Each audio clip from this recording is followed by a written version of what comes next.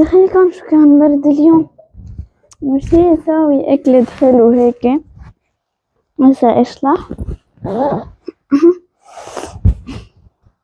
مرحبا، رجعت لكم فيديو جديد بالعربي هالمرة. مش هي ساوي تارت التمر. ما تنسوا تشتركوا بالقناة وتفعلوا زر الجرس. يلا لنبلش. وطبقنا ب5 مكونات بس طبعا أول شي رح غسل إيدي. رح أعرفكن على المكونات. عنا قشطة، علبة قشطة، علبة حليب مكثف محلى، 10 حبات تمر، 500 جرام بسكوت مطحون، و150 جرام زبدة. وهلأ رح ناخد القالب ونخلط الزبدة مع البسكوت والزبدة. هالأكلة شو طيبة وسريعة وسهلة. رح أخلطن ورصن بالصينية.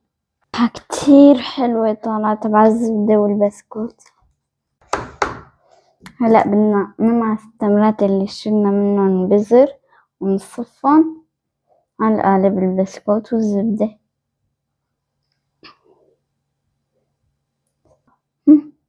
وهي صفينا التمر. هلأ بدنا نحط القشطة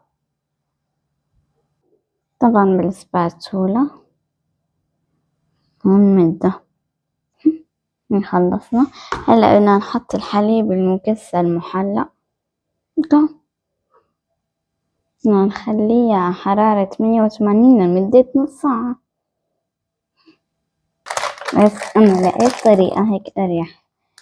إنه هيك القالب بيمين يسار. عبوا كل الزوايا، أهم شي تعبوا كل الزوايا.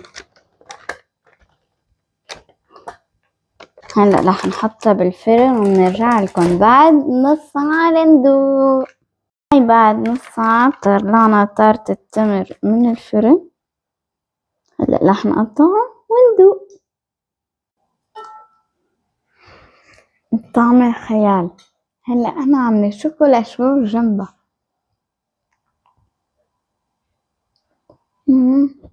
كتير طيب. بنصحكم تجربوها، تشتركوا بالقناة وتفعلوا زر الجرس.